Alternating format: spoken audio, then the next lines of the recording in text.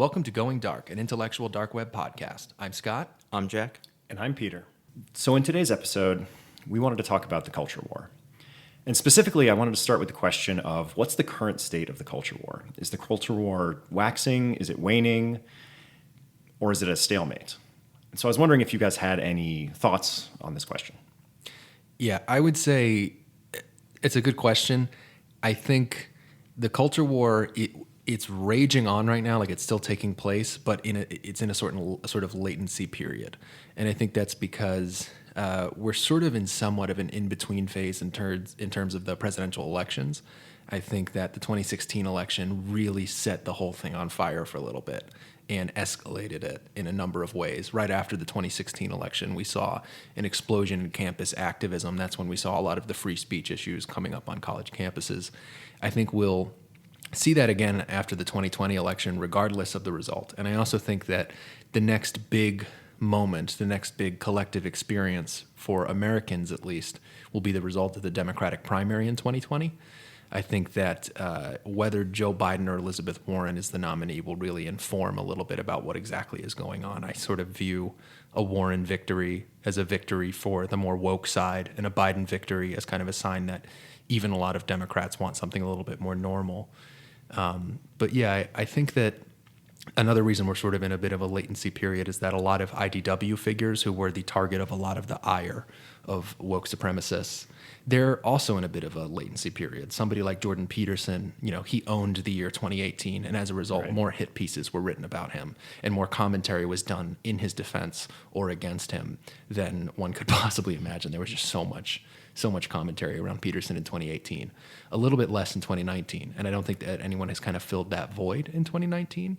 A little bit with Crowder with the Vox Adpocalypse, but other than that, It's not quite the same level. no. So yeah, I guess I'm saying it is on, like the culture war is not going away anytime soon. It is not waning, but there's this sort of latency period, and it will get set on fire again, but at some point during either the Democratic primary or the result of the 2020 presidential election, whether Trump wins or loses. Do you think these latency periods are kind of set off by these political changes or movements? I think to an extent. I think they're set off by a number of things. It can be things that are political but are not necessarily electoral. So the Kavanaugh confirmation, that's the last, I feel like that's the last big moment in the culture war, like massive moment that really was realigning in a lot of ways. I think particularly in the way that it split the genders. I mean, I certainly had a lot of feelings about it. It was a big moment for me. So the Kavanaugh thing, that's political, but it's not necessarily electoral.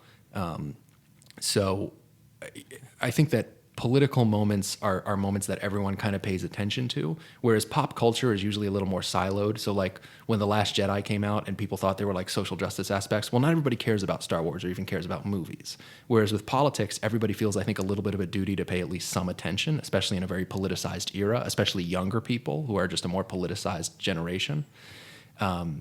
So I do think that, I don't know, I guess it's interesting. I would be interested in hearing the argument, if anybody feels this way, that it's not so much about politics, but I do think that the political moments, whether it's an election itself or something like the Kavanaugh confirmation, I think they kind of put a head on the points that are being made in the culture war. They're sort of the actual big hills and valleys.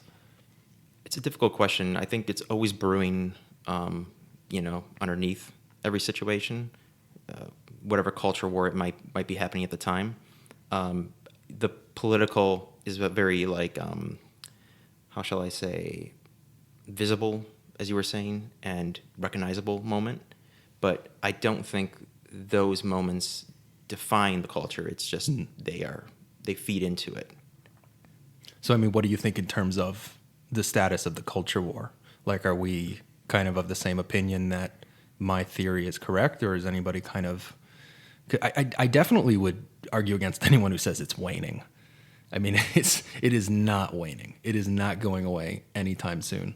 But there's definitely a bit of a lull, particularly when it comes to like the campus stuff. I mean, what do we think that's about? So the way I'm understanding your position is that because there haven't been any major events, potentially just for seasonal reasons over the summer, we just don't have as much going on, whether it's college campuses And it's an or off politics. year. There's no election year. Yeah. that's kind of prompting the, I guess, lack of publicity that the culture war is getting compared to what it had in 2018. So maybe I want to challenge you a little bit on, say, the Kavanaugh hearings, or bring in something like the Jussie Smollett investigation, where I think the woke side really tried to shut Kavanaugh down, and they couldn't. And I think that it seems like to me, a turning point in a little bit, because really, that was one of the first big events where the woke side just came out guns blazing and really lost, in terms of they weren't able to convince enough people that either their tactics or their end goal was righteous. I think you're reading a lot into something that was a very close game. I think that you got to remember, Brett Kavanaugh was confirmed by one vote. And I think that my counter argument would be the fact that that position even arose and got to the point that it did shows that the efficacy of woke supremacy and its effect on processes like a Supreme Court nomination. These were 35-year-old allegations for which there was no corroborating evidence. And it came extremely close, within a hair's breadth of stopping his confirmation. And it wasn't just the confirmation itself, it was more so the conversation around it and the rhetoric around it. I mean, people generally seem to be speaking from this assumption that he had done the things he'd been accused of. You just heard so many people on MSNBC, so many people on CNN, so many people in general who are nominally left-wing, even people who aren't necessarily super woke, were just saying, believe all women, Christine Blasey Ford is a hero, and Brett Kavanaugh is a rapist. And that was the starting point of the conversations that were taking place. I know some people that I thought were pretty moderate Democrats who went in that direction. So yes, he was ultimately confirmed, and I'm glad he was. And I think that it would be something that would have concerned me more had he not been. But it was really close. I feel like that's reading a lot into a game that was decided by 1 point. But I think there's this, I'm thinking about it from the visual element, right? In terms of these tactics were made very, very obvious, right? In that the evidence was so flimsy, and they were really trying to subvert the standard judicial process in the process of nominating a judge. So I think it's, from my perspective, just really, really bad PR from the perspective of living in a liberal democracy. And to me, it looked like really, an embarrassment for these tactics, and that lots of people saw it. And I think Democrats were maybe willing to go along with it because of what the Republicans did at the end of the Obama presidency. And I think there were a lot of people who were supporting it because they're like, well, this is all-out war, not necessarily because they believed the tactics or that they bought into that ideology, but rather it was bitterness, and there was weakness that was smelled, and they were willing to go all-out war. So do you think it was a failure of woke supremacy? It was a failure of the social justice mob? Is that because my argument, if that is your point, would be, I think calling it a failure or a success, I don't know. I think it had a dividing effect on gender lines. I think women are getting rallied up more and more into hardcore feminism and believe all women and all men are rapists and all that. And I know a lot of women who really rallied around those very flimsy accusations. I think men were kind of, including myself, were alarmed and alerted to the danger of the ideology of woke supremacy by those events. So I think it had a dividing effect on gender lines. Ultimately, I'm almost afraid that there was more of an indoctrinating effect on women than there was a sort of awakening effect for men. I actually think that was a moment where I saw a lot of women sort of crystallize around their feminist core beliefs that have sort of been dominating, particularly young college-educated women's political activities and just lifestyle activities. A lot of women, if you talk to them under a certain age group and in a certain education level, one of the first things they're going to tell you is that they're a feminist. And, you could go on, 1 or 2 dates, and that's, something you have to know in the first 5 minutes, apparently. Interesting. I've actually almost never experienced that, oddly enough. Yeah. So well, you're about 10 years older than I am, though. So I think that might be a little bit. Okay, so it might be I think there was a huge so in my experience there was a huge explosion for feminism, particularly in women in about my age group, and it was over the course of the past like 4 or 5 years. It trends. Popularity of feminism trends very, very directly with popularity of social justice activism. They're almost one and the same. But anyway, I think that the Kavanaugh thing was really a moment for feminism and a moment for wokeness, and that it just it confirmed people who already had strong beliefs on both sides, except that I think it did bring over some people, particularly who are men. I think there was a moment for a lot of guys that if you saw that and it didn't scare you a little bit, I don't know what you're thinking. Like, I think there were a lot of men who were like, whoa, that could be me. Yeah, it may have failed in its tactics and ultimately not getting him, elected or nominated. But the danger and the damage that was done is what Scott was talking to, which is men are now in a lot more of a precarious situation in the sense that, not in the sense that they're engaging in behavior that now needs to be monitored or changed, but in the fact that they're not sure how to define what that behavior is. Well, and that they have men, I think, are more acutely aware after such a public incident like that they have no presumption of innocence. And that's terrifying to any sane man. That should be absolutely terrifying. Yeah.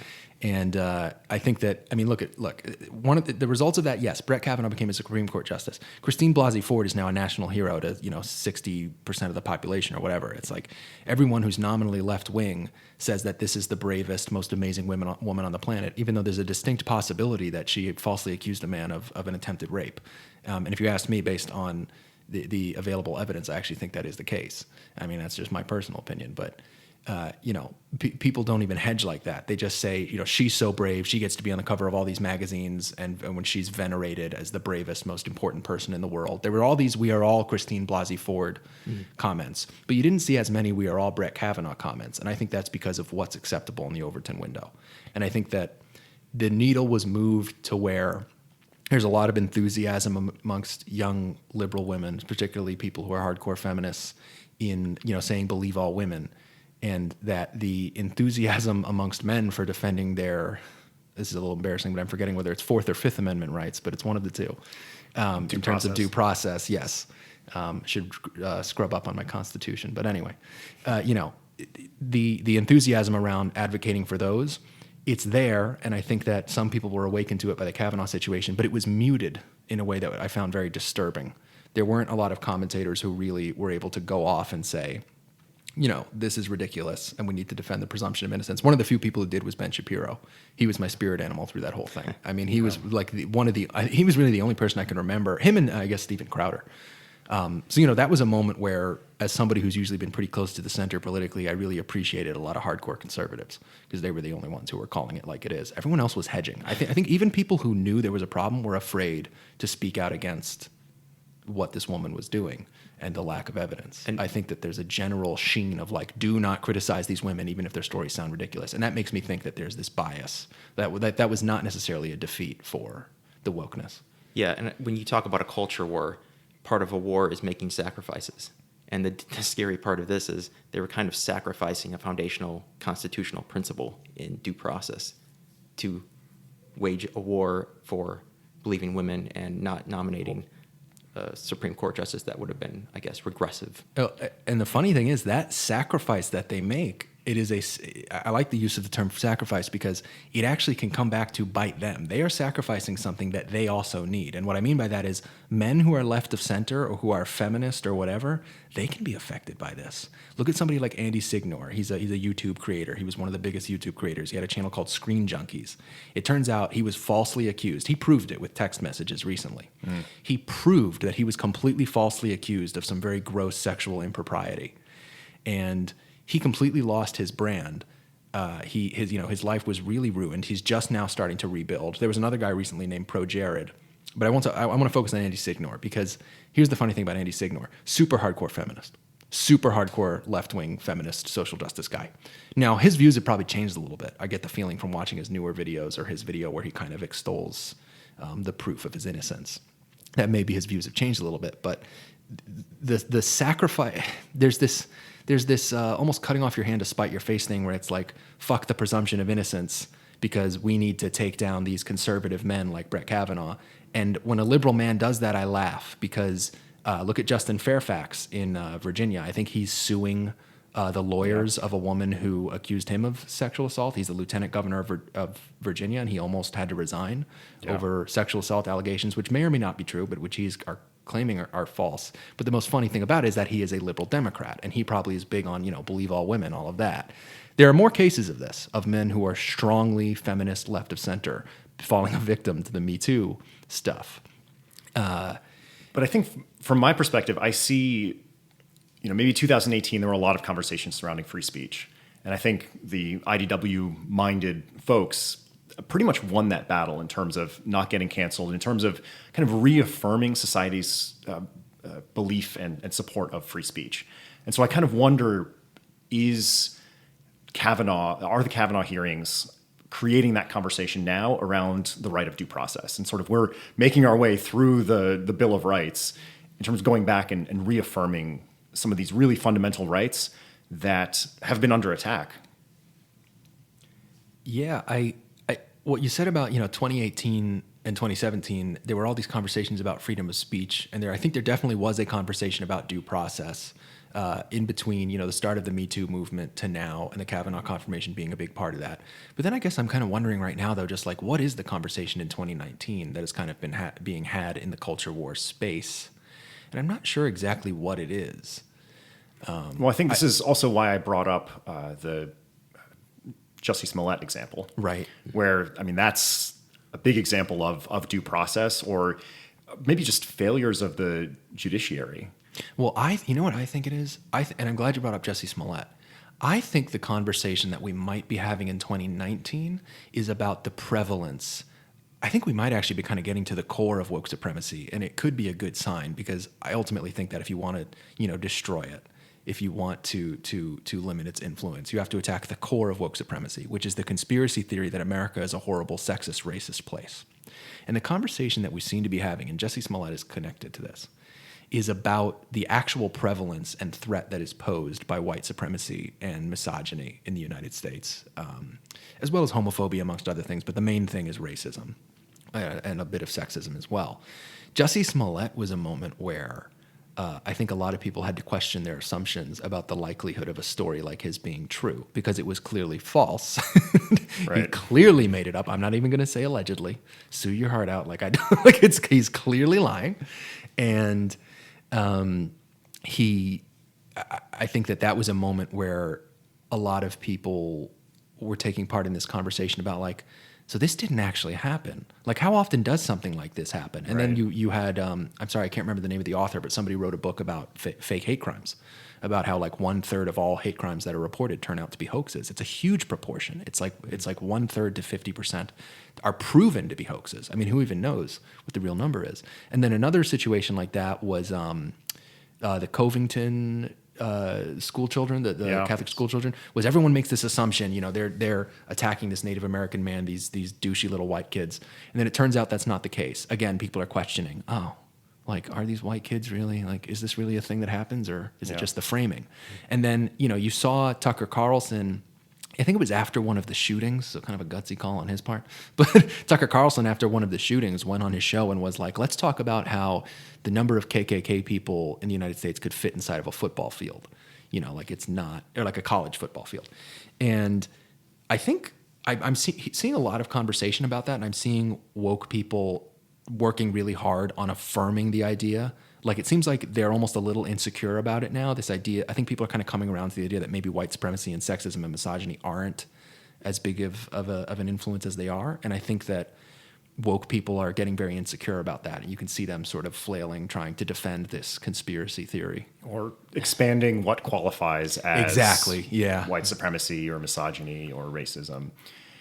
And I actually want to pick up on something that, as you were saying this, that I was thinking about, is that people who are woke take that as, if you have enough woke points, if you have enough intersectionality points, in a way, they almost use that to, get a free pass from, say, the normal justice process, saying that, okay, well, historically, there has been all this discrimination, and then you have somebody, I think with Jussie Smollett, it's kind of hard to say whether is this because of his race and sexual orientation, or is it because he has a lot of money, or a combination of all. I think it's a combination. I think it's more so his race and sexuality. At a straight white male, so I always like to point this out about Jussie Smollett.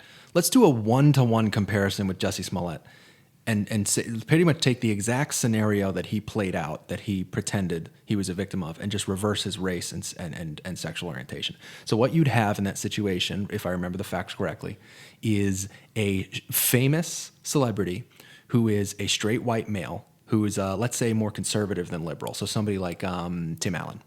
Tim Allen claims that while walking through the streets of Chicago, he was attacked by 3 Black Lives Matter activists who shouted, "Fuck you, cracker, get out of here." This is. They're not going to say this is Clinton Town, but you know what I mean. Like this woke is country. This is woke country. Yeah, exactly. Okay, they would say this is woke country instead of this is MAGA. They would Clinton Town.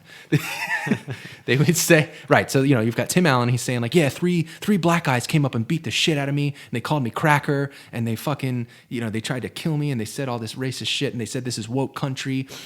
And so what he's doing is he's claiming that he was the victim of a racist attack. He's stereotyping black people, much in the way that Jussie Smollett was stereotyping, an ignorant, stupid, white trash MAGA guy. He's stereotyping your violent gangbanger BLM person, which doesn't necessarily exist and doesn't exist in this scenario. Imagine the fucking reaction if those were the facts. Tim Allen would be fucking executed. He would be dead. He would be fucking, I don't mean that literally, but like pretty fucking close. He would have been so maligned. He would never recover. He would have been thrown in jail in minutes. And that I mean, the trial would have been a fucking kangaroo court. He would have been thrown in jail so fucking fast. Jussie Smollett, I have this theory that, he's this gay black dude. He's left of center. This whole thing looks right. He's rich and connected. That definitely helped, I'm sure. But I think that for Kim Foxx, the Chicago district attorney who ended up just fucking up the whole case. Well, she recused herself. Sure. Recused herself in massive quotes. And then immediately gave it to her immediate deputy, who she definitely wasn't coordinating with at all. But she recused herself, and then he all of a sudden had the charges dropped. And I think that it was because somebody got to that office with like, this looks really bad for the left wing. Like, this looks so bad. This means that everyone will question this narrative from here on out. Right. And we cannot let him go to jail. We cannot let him admit that it was false. Because even though people have already reasoned out, like, it definitely was a big blow. People are like, yeah, this is probably bullshit. Yeah. There's no confirmation. They still to this day have not gotten Jussie Smollett to admit the obvious, which is that he fucking lied. It's so incredibly obvious. But that little scrap, though, is worth so much to them, to just be able to say like, oh, well, we don't know exactly what happened. It's what Kamala Harris and Cory Booker said after they said that it was a proof of racism in America. They were like, oh, I don't know the facts. I don't know exactly. So I think we'll never find them because unless hopefully the special prosecutor gets it. They reopened it. Yes. Yeah. But anyway. So, what really scares me about that, well, I guess both scares me and I find encouraging, is that a lot of people see that justice wasn't served, right? In that the normal process by which we as a society have generally agreed for hundreds of years, by which to solve these types of problems, that never happened. And maybe it's finally now happening. And I think as the social justice types attempt to enact mob justice and circumvent sort of the usual methods for investigating people, I think people see that. I think people are starting to see that this isn't what real justice looks like. This is a different form of justice that seems a lot scarier. Well, that's where you get into the conversation about cancel culture, which I think has finally begun to, the whole idea of it. I think the same way that political correctness a few years ago started to get a really negative connotation, which was good for sane people and people who are sort of probably associated with the IDW. I think that cancel culture has the same way that the same way that political correctness a few years ago started to get this really negative connotation around it. I think that cancel culture has started to get a really negative connotation around it. And I think that's been a really great thing. And I think that's what you're kind of getting into with the whole mob justice thing, is that people are coming around to it. I think the thing that concerns me about Jussie Smollett is I think anyone who was left of center, who that wasn't part of their narrative, the fact that he lied, I think they kind of moved on very quickly. I noticed that whenever I would bring it up with people, I'd be like, oh my God, this is crazy. Like, they're letting him off and he didn't. They'd be like, yeah, I don't see why you care so much. You know, like. Well, I was going to say, like, a woke person, a woke supremacist engages in some very basic cognitive distortions or biases. And those involve generalization and all or nothing thinking. And one way to break through those is to see incidents that do not confirm those biases, that in fact directly contradict those generalizations that they have. And it's what's so frustrating is when the media amplifies the opposite message, when they try to cover up something or they try to smooth something over, or they're using certain language that makes it not so bad. And again, the failure of the justice system in this case really didn't help. It, it gave them even more ammunition or fuel to kind of, again, like kind of not fully confront those distortions in their mind. Yeah, and that's what I don't get very conspiracy minded, but I really think that was worth a lot to someone who's high up in like the Democratic Party or something. I think somewhere there may have been a conspiracy. I'm not usually a conspiracy theorist, but the whole thing smelled so bad with Jussie Smollett because I just could totally see somebody texting Kim Fox or being in touch with her and just being like, we cannot let this be a narrative. The fact that there was this massive hoax. Because the thing was, they overplayed their hand with the initial story by making it like the big story of like, oh, this gay black man was attacked by MAGA. How could they believe that shit? It was clearly fake. In the middle of a polar vortex? Like, in fucking Chicago? Like, you'll get your ass beat for wearing a MAGA hat in Chicago. I think that the desire to, as you said, not confront anything that goes against that narrative, you see it resulting in these bizarre situations like the Jussie Smollett case being dropped. And I think there's certainly a percentage of the population, maybe 8% of the population, that will never change their minds on this. I'm thinking more at the margins because it's really about sort of who's controlling the dialogue and who really has influence, where if these groups have very fringe beliefs and very fringe activities, if you don't take them seriously, then they won't have much impact, right? And so if enough people sort of abandon the side of the woke supremacists, if they stop controlling the dialogue, if they stop leading the policy, then that's good enough for me. I'm like, I have no interest in silencing people who want to critique culture. Only those who engage in the cancel culture.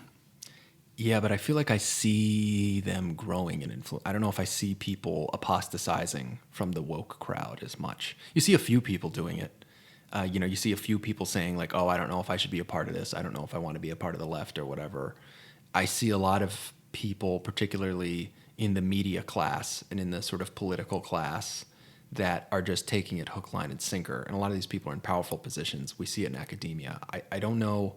There are some places where I think there are people who are being alienated and who are kind of coming to the light. I think particularly the whole platform of YouTube. You've seen something where, YouTube is vastly used by young men in particular, especially the biggest YouTubers, people like PewDiePie. And I think that you do see a little bit of apostasy there. I think you see a lot of guys who maybe had more kind of liberal feelings because of same-sex marriage or whatever, marijuana legalization. I think they're starting to really have a big evolution into something that isn't really right-wing so much as it is just sane. Reasonable. Yeah, reasonable, which is that they think about the presumption of their innocence. They think about the freedom of their speech. I think that they see like PewDiePie being attacked as a Nazi when clearly he's just a kind of edgy gamer comedian guy. Like they see that, and those are big moments when that happens because he's got 100 million subscribers, and that's a lot of fucking guys. So I kind of wonder about Gen Z, particularly the young men. I wonder if they'll be compared to maybe the young women in their generation, if they'll be comparatively conservative. I struggle so much with using the word conservative just because I cannot imagine anyone under the age of 30 right now being, I mean, there are a few exceptions, but for the most part, people are like, they're either what would have been considered a mainstream Democrat in 2009, or they're super duper woke. And then the former is considered conservative. But just to make it simple, there are a couple articles that claim that Gen Z might be kind of like millennial might be the millennials. I think this is an interesting thing to think about. There are some people who say that millennials will be the peak of wokeness, that it actually isn't going to scale upwards with younger and younger generations, and that Gen Z has some signs of being a little bit more right wing or closer to the center. Well, I think they're far more distanced from mainstream media, whereas millennials Right. kind of grew up with mainstream media, with sort of even just social media mania as they entered into adulthood and were really exposed to this kind of stuff, where maybe Gen Z is just much more skeptical of everything they see on the internet. Or anywhere. I feel like Gen Z anywhere. is, I feel like with millennials, it's like there was just enough structure provided by an academic world and a media landscape that had a left-wing bias to sort of implant these left-wing biases. Right. And then they went into the world of media where, yeah, they have all this freedom of information where they can access so much information, but the bias is already there. So they're just going to CNN.com and Huffington Post and BuzzFeed. Whereas Gen Z, it's like, they're like, fuck all the authority, like fuck academia, fuck the media. I don't even want to go to college. It's a scam. They're just going on TikTok and watching edgy comedy videos. Yeah. And like, they have no patience for anyone telling them what they can and can't say. That is sort of the rumor about them. But I don't know if it's true. I don't know. And when you were saying that, there was another potentially related trend in terms of millennials really flocked back into cities that had been abandoned. And there's kind of this urban renaissance that occurred as millennials entered adulthood, and in many ways sort of self-segregated into like-minded groups, into these echo chambers, both geographically and online. And so I wonder if that's also related to how the culture and the culture war has evolved with regards to just choices that millennials have made. Yeah, I mean, you definitely saw with the boomers and Gen X more suburban activity. Like there was this idealization of having a family in the suburbs, whereas millennials are so down on the idea of having children and being in the suburbs. I just my thing is, though, they're too young to have any data on the Gen Zers. Like, I don't know what exactly they're doing. I know they use technology a lot and that they're very adept at technology. But I wonder, you know what metric I'd really want to see is trust of authority. I think that Gen Z is going to be so low in trust of authority, especially I think one factor is actually having a president like Trump. I think having a media that is as bad as the media is, and a school system that is as exposed as the school system is right now, and also a president who is as blatantly kind of unpresidential as Trump is, the mistrust of authority. Obviously a bullshitter. Right, yeah, exactly. Yeah, somebody who's not good at hiding. Like, Barack Obama was a pretty good actor. Like, even in the moments where he may have been bullshitting, he was inspiring, and he was convincing, charismatic. Whereas Trump is, fucking used car salesman. And I think that between those three things, man, Gen Z is not going to give a fuck about authority. And I'm really interested to see how that plays out. And I think for me, I think one of the crucial antidotes to the culture war, and not even necessarily one side winning, it's just ending it or kind of reaching a peace, is just healthy skepticism of whether it's, woke ideas or, all the crazy alt-right stuff that's out there too, where just, if you just approach these things and say, okay, well, I'm 90% woke, but I question a few of these things. Like that would be a great situation, because then people have the capacity to change their minds. And as soon as you can do that, well, then you have dialogue again. I love the idea of a healthy skepticism, but it makes me think about how, like, could you have too much skepticism? And what I mean by that is, aren't there certain assumptions that we've had that are very, very basic, i.e. men and women are different biologically, that are sort of grounding assumptions for discussion and just understanding the physical universe? And or something like freedom of speech is important, like really basic principles that we can question them, but a lot of times we just kind of assume them to a certain extent. That could there be maybe a sort of too much skepticism, which is kind of what postmodernism is to an extent, isn't it? I mean, it's like super duper skepticism towards the most basic of notions of categorization of, say, men and women, for instance.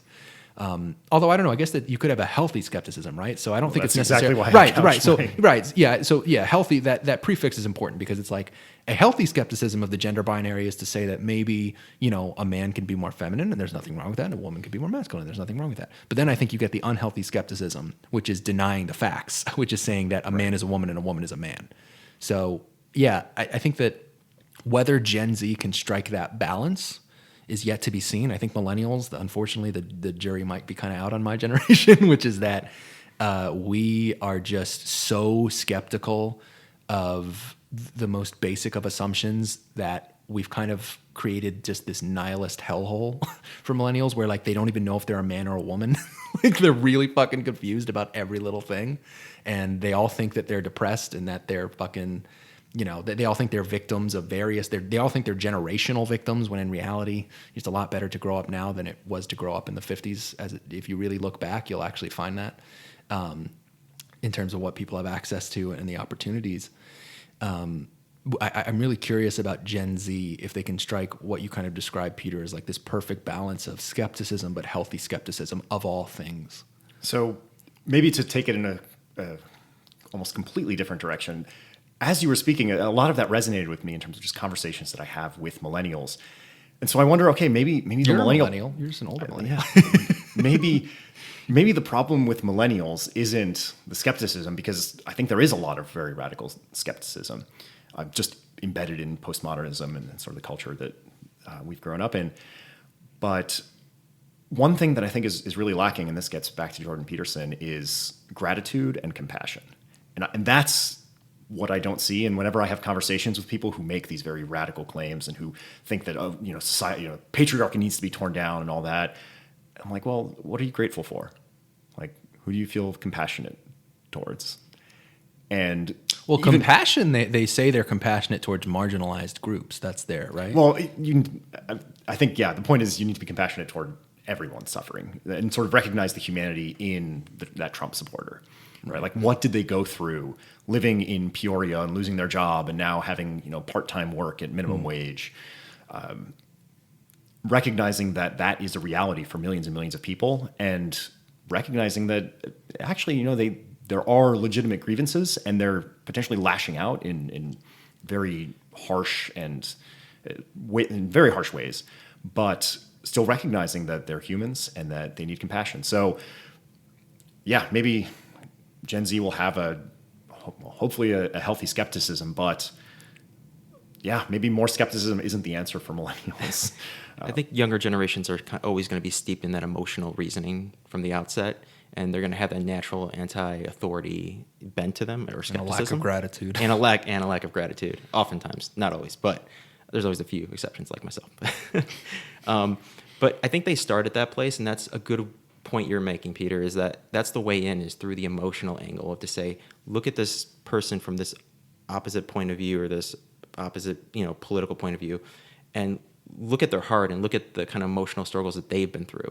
And that's how you want to approach it, because these are not an ideological generation, as I don't think most generations are at the beginning. Like I said, they're more kind of reasoning from an emotional point of view, and then they kind of age into their political ideologies over time.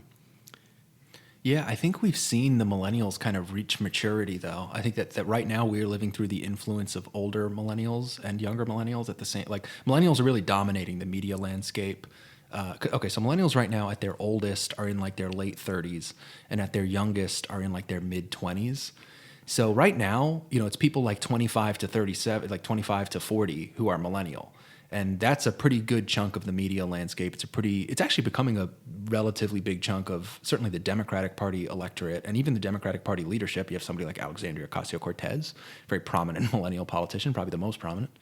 And I think that the story for millennials is starting to crystallize, and that right now woke supremacy is kind of their legacy, I think, unfortunately, to a certain extent. However, maybe you could say the IDW is also part of their legacy, because I was thinking about how for Gen Z, the story has not yet been written. I think that I don't think anyone can say what Gen Z is going to be like in terms of their levels of gratitude or compassion or their care for our liberties and our history and things like that.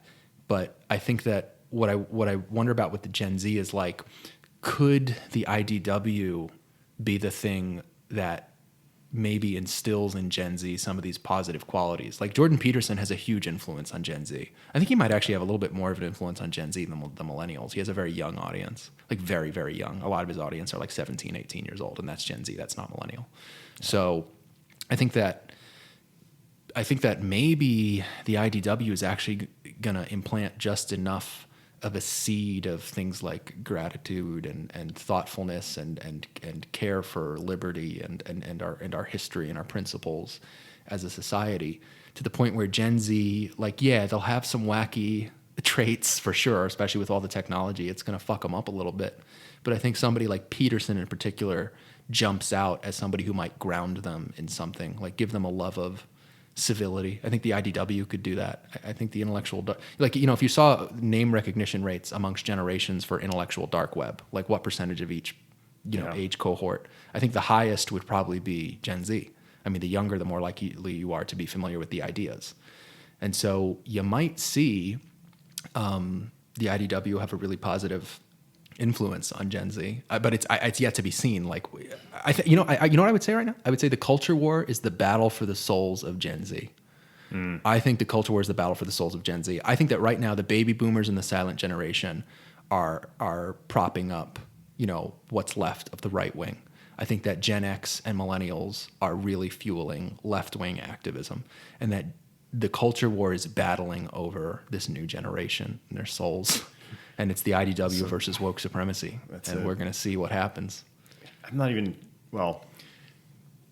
I wouldn't put it quite that narrowly, because I think the IDW potentially exists in a broader sphere of maybe more classical liberal ideology, and woke supremacy, like, say, the alt-right, is sort of this, both kind of coming from this radical alternative to, really free and open society. And, as you were making that last point, I actually got pretty depressed, because it made me think, as long as millennials are around, are we going to keep fighting this culture war? Like, is there even an end? Like, or is this just something that's going to continue with the millennial generation as they kind of advance through their careers and off into retirement, if that's ever a thing again? I think that's a really good question. It's really hard to see that far into the future. I think that the millennials definitely have these very, very woke values really, really deep in their DNA. And I think that, it's gotten to the point where millennials are like 80% woke, 20% more, maybe intellectual dark web oriented. Like it's a small minority, I think, that are really able to see woke supremacy for what it is. But it's possible that the tide would turn. I mean, it's totally possible that, especially because typically people do get moved to the right or to the center, however you want to frame it, as they get older. It'll be interesting to see if that happens to millennials. Yeah. Right now, I don't know what the stats. I don't know if somebody who's like 35 is really all that different politically from someone who's like 27. I don't know, between older millennials and younger millennials. I could kind of see it going either way, though, because it's the ideas that make millennials so woke are deeply, deeply rooted, and you can tell by just how hard it is to deprogram someone, even when it comes to the most simple of concepts like freedom of speech. Like, it's those roots go deep. So I think this actually segues nicely into another question that I had that I wanted to bring up. So you brought up the idea of, maybe being 4-to-1 in terms of the ratio of people who identify with one set of values versus those with another set of values. So when I talk to most people, I think most people don't care, is the impression that I get, in terms of maybe have some sort of nominally liberal positions or nominally conservative positions, but really are more tired of politics than actually interested in fighting for one of these sides. So maybe that's kind of a unique perspective that I have. I mean, potentially being an older millennial and interacting with a lot more Gen Z people, and I think that attitude is definitely potentially more common Gen X. So having more experience with Gen X people, I think those people seem to be tired of it a lot more than millennials are. And so I wonder how common is that, as you frame it, it's okay, maybe 80% of people have a certain set of values and 20% of another. I left out the don't cares though. The don't cares. I mean, you look at left them out. political participation, despite this crazy polarized environment where everything is political, a third of people are voting, maybe a third to a half, kind of depending on the importance of the election. I mean, that's 50 to 70% of people who are just saying, I don't care, or this doesn't matter, or just choosing to disengage. That's my optimistic take, is that it's more shallow than we think, these roots. I think they're there, and I agree with you, Scott, that they're actually... Well, in the individual, I think they're very deep, but in terms of the society, maybe... You mean in terms of the political participation? No, I think what Scott was saying is that with a particular individual, the values that they've taken up, if they've taken up sort of these woke values, those values run very, very deep into their core. And they're inextricable to a certain extent. And they're potentially inextricable. So I think my point was, well, how many people actually have really taken up these values relative to how many people just really don't care and want to live their lives without the politicization of everything? I think it's the minority, and not like a small minority, but I do think the majority maybe adopt these values on a surface level, or in a. I don't think it runs as deep as we're saying, and that's again my optimistic take. The danger again is when it's amplified and reinforced by the mainstream media and the institutions that we've been talking about, and that's a very small minority, 8 to 10% of, very liberal and highly educated individuals in these institutions who keep pushing these things. But most Americans, from what I understand, are not very politically correct, or they don't, or they think political correctness is a problem. Or maybe they nominally go along with it because they don't want to fight the battle, and they say, okay, well, it's not my fight. So they're living their lives. They're busy. Have their own things going on. I hate to frame things this way. It's like my least favorite way to frame things, but I feel like it's accurate, and so I'm going to say it.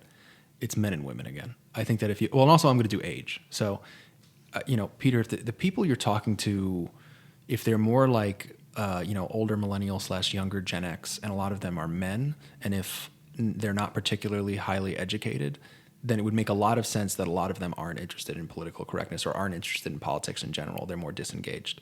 If you take the population, it's a population that, and I'm sort of admitting my own bias here, in that I've interacted with a lot of college-educated women under the age of, let's say, 28. They're in my cohort, very young college-educated women. They are a relatively small percentage of the population. Yes, but boy, do I have a hard time imagining there being much of a turnaround with this cohort of, let's broaden it a little bit to like women under 30, college educated. There is such a strong, actually my girlfriend recently was describing this to me. I'm going to try not to dox my girlfriend. I won't call her by name. But so I was talking to my girlfriend, and she said something about how if she questions, like if she brings up the IDW and questions feminism around her friends, that they're like, you're hardly even a woman. They're like, you can't be a woman if you're not a feminist. Like you're not even... Gender's just a social construct. So. No, but seriously though, it's like there's this kind of cult amongst very young college educated women that where feminism is the assumption. It's like, yeah, you're a feminist, and if you're not, there's something completely fucking wrong with you. like there's something terribly, terribly wrong with you. And it's like, it's a question of like how much of a feminist you are. It's like, oh, are you hardcore? Do you dye your hair blue and go yell at people? Or do you just kind of keep quiet and, post a hashtag about how Christine Blasey Ford is brave, and that's good enough. But if you don't even do that, then you're a gender traitor. That's the word she used. My girlfriend said she gets this vibe that she's like a gender traitor, just for questioning, by the way. She's not particularly, she's certainly not conservative, like just for questioning things and bringing up the topic. She gets the sense that people are thinking of her as a gender traitor. And I've heard this from other women. And I really think that I wonder about younger millennial women and Gen Z women who are college. And by the way, when I say college educated, most of them are. Like the younger someone is, the more likely they are to be college educated. So when I say college educated, it's a much bigger proportion of the population than if I were using an older generation. So it's basically just most young women. feminism is driven really fucking hard into their heads. So, I mean, I don't know, do you talk to a lot of people in that cohort, Peter? Because I would be very shocked if that were the case. I'd be curious if you would talk to a lot of women under 30, college educated, who just don't really give a damn, and especially if they're under 25. So not under 25, Okay. but I'd say in the middle to late millennial Okay. cohort. I personally know a lot of women who would have absolutely no problem questioning. And they're that. college educated? College educated, generally, maybe not the most liberal universities, but maybe a place Still like universities. Yeah, I mean, not, maybe- not a lot of them are very conservative. Right. So I guess I'm a little torn. Part of me remembers the statistic back in Coddling the American Mind about how miserable young college-educated women are these days. And so it's like something is actually really, really wrong here. And part of that might be reflected in turn with the, I guess, rigidity of their views, and that it's maybe a psychological safety mechanism. So I don't want to dismiss or the point that you're making that it actually is a very large percentage of this group. But I'm also thinking, well, how large is this group in terms of the population as a whole? 10%? I think it's right now Maybe relatively less. small because of the older generations. I'm very worried that in 10, 20, I think it's going to grow and grow and grow. And I think we've been seeing evidence of its growth, i.e. the Kavanaugh confirmation. I think that would have gone very differently 5 years ago. I think it would have gone very, very differently 10 years ago. You know how, it did back when it was Anita Hill, right? It did happen. It happened 20 years ago. Yeah. It was Anita Hill. It went very, very, very differently when it was Anita Hill. There was a very different attitude. I think something's really propped up over the course of the past 5 to 10 years at most, particularly with women surrounding the idea of feminism in third, or I think we're on fourth wave feminism at this point. Yeah, that started 5 years ago. I just Yeah. read the Wikipedia article. Okay, so we are on Preparation. fourth wave. It is confirmed. Fourth wave It's confirmed. fourth wave with an emphasis on intersectionality. Right, and that is what That's- made it transition from it's no longer feminism, it's just social justice. Like I thought that was so funny when they said, oh, it's intersectional now, so it's also about like race and sexual orientation. And I'm like, oh, so it's not feminism? Like if it's not about womanhood, then it's not about feminism. Like, but anyway, I think that, I mean, what do we think of this idea that just like, because I think I've said this before. I may have even said this on the podcast before. Social justice is like, it's just feminism. Like it's like it kind of, feminism was, I think, is kind of the intellectual origin of intersectionality. And so it's kind of the intellectual origin of wokeness to a certain extent. And it is also vastly more popular amongst women than men. Wokeness or feminism, or both? Probably. All of them, yeah. So I'm not entirely sure if, is it, one leads to the other or sort of a common cause. You look at, say, the very beginnings of a lot of these movements. I don't want to trace it back to like abolitionism or getting women the right to vote. It's like I don't want to say that the origins of intersectionality are with the abolitionists, but in a way, it's sort of they're kind of trying to use a similar framing in terms of oppression and freedom and rights, and I think the movement for giving, I'd say, legitimately oppressed people rights and freedoms and the capacity to just have a happy life.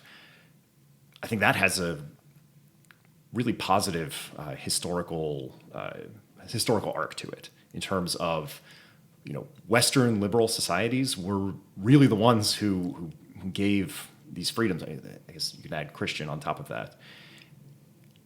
These are the societies that have given women freedoms, that have ended slavery, that have opened societies to kind of all groups of people and tolerated diversity, much more so than other societies have in the past. So I'm a little skeptical to say, well, there was feminism, in the first wave and the second wave and then the third wave, and then now it's just intersectionality coming out of feminism. I think they're potentially coming from different places, but I don't exactly know what those are. Well, so I guess a question that I really want to ask is, what made these movements like the abolitionist movement, like the early feminist movements, like the civil rights movements, which we think are in some ways maybe connected to the current sort of social justice woke movement. Well, I think woke people would want to make that connection, but I don't think that's actually true. What I want to ask though is like, what made like, you know, left-wing political activism or social justice activism, however you want to frame it, what made it switch from being something that was very positively oriented towards expanding the rights of certain individuals into something that is so overtly negative? Like, what made it, and also something that uses smaller and smaller targets, where it's like we went from trying to abolish slavery to trying to abolish catcalling, you know, from, you know, or trying to abolish dreadlocks and cultural appropriation. Like, what happened just like 5 to 10 years ago that I have a theory, but I want to hear you guys first. So I just thought of something because I'm thinking 5 to 10 years ago, what was going on? What happened recently that made it switch from seemingly these very important, meaty issues? None of us are upset with the abolitionist movement or the civil rights movement or the right for women to vote. We all think these are great things that happen. What made it switch to these things that are more objectionable? Like, what was the big switch? This isn't the full answer, but Ben Shapiro has talked about how we are so wealthy now and so empowered and so privileged in society in the last several decades. And people have so much, and yet people feel so empty. And he often talks about nihilism and the sense that, you know, everything's subjective and there's no real foundational principles or ethics that people embrace nowadays. And they're looking for a struggle. And part of what we were talking about with the narrative of social justice in the past, with abolition and women's rights movements and the civil rights movements in the 60s, these were legitimate struggles throughout history, and they're claiming that legacy. They're claiming that narrative as part of their own. But as we're talking about, it doesn't quite live up to those expectations, and I think a lot of it has to do with the fact that they are searching for a place in that narrative, but it's not founded on anything of real value, or it's more of a perceived struggle or oppression that doesn't need. It's almost turning the tables of oppression. I mean, that's perhaps the stated goal of intersectionality, where they want to flip the historical hierarchy of oppression. Okay, yeah, that's the more like grand gesture that they're. Well, that's everything is just power games, right? Games, so it's sort of like, you know, you ran these power games all historically, so now we're going to run our power games, and turn the tides. I would say philosophical basis for intersectionality, I would say, is really, like, even in the context of postmodern, stunningly weak. Like it was really just this idea that has kind of become a meme rather than like an actual tradition, even compared to like postmodernism. I mean, like postmodernism, which arguably has some, I'd say, legitimate critiques of modernism. Yeah. You know, intersectionality, I mean, it just seems like something else hijacked intersectionality to its own ends. So I'm curious, Scott, where you believe that might have come from. My answer is sort of a combination of misplaced guilt or like white guilt type of stuff, and then also the high that you get, the drug that is identity politics or the drug that is wokeness. And what I mean by that is, I was thinking before about what happened in the past like 5 to 10 years. And I thought of a few things, and what they all are massive civil rights victories and moments that really, really locked away, I think, a lot of the thoughts in a lot of people's minds, just momentarily when they happened, that America is such a terribly bigoted place. 10 years ago, what happened? It's 2019, 2009. 10, 11 years ago, Barack Obama was elected president of the United States, and he was the first black president. And I said something before about there's this high that people get from wokeness, and there's this incredibly motivating factor in the form of guilt. America had a moment, and I was pretty young when it happened, but I remember the feeling when Barack Obama got elected. 150 years before Barack Obama got elected, there were slaves in America.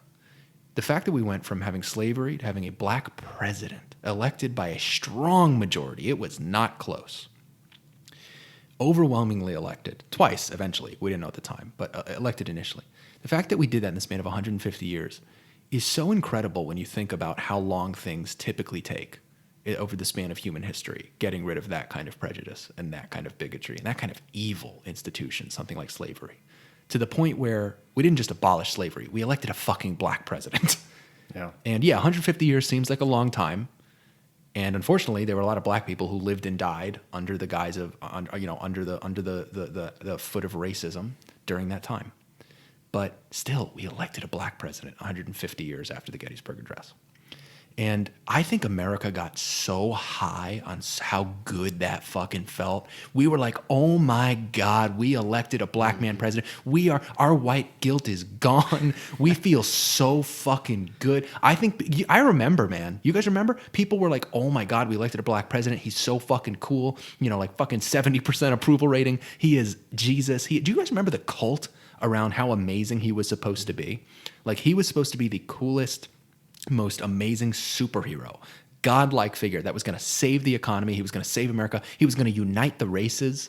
Racism was going to be over. We were all like, there was like this little moment where everyone was like, everything's going to be great. Yep. There will be no more racism and no more problems in race relations.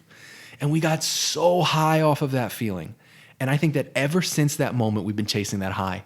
I think that America felt so, especially left-wing people felt so good. And I get it. I understand why. We have a terrible history with race. I get it. I felt good about it too when I was a fucking teenager. Even I thought it was cool. I was like, yeah, awesome, black president. Everyone felt that way. Everyone who is like even within a standard deviation of the center politically. So anyone who's left-wing and anyone who's, there were lots of Republicans for Obama, lots of independents. Everyone was just on this like, we're electing a black president. This is an amazing thing. Oh my God, we got to keep this up. And so I feel like we've been chasing this high of like being pro-minority and sort of pro the little guy, just because that felt so good. And it came so suddenly. Like, we weren't anticipating that we would cross that historical milestone in 2008. It was supposed to be Hillary. Right. It was supposed to be Hillary. We thought we were going to elect a woman president, which kind of you would think would come first. It seems like a smaller step. If America's getting over all of its misogyny and racism, you'd think they'd start with misogyny, because women are a larger proportion of the population, and because it's not quite as deeply rooted, perhaps. And we skipped that step. Obama actually managed to squeak in there in the primary and then win the general election and became the first black president. We did not elect the first woman president and still haven't. And I think that maybe that kind of scrambled us up a bit. I don't know. It just like I said, we've been chasing this high, and we've just been so focused on like, we need to be pro-minority, pro-woman, because it feels so good. And everyone just loves the feeling of when somebody tells, like, everybody's chasing that feeling that they get when somebody says like, hey, I don't like most white guys, but you're all right. Like everyone's chasing that feeling they got when they voted for Obama. They walked out of that booth like, I'm one of the good ones. I'm the guy from the movie about racism who punches the racist in the face and says, stay away from my black friend. Everyone wants to be that character. And that's how they felt voting for Obama.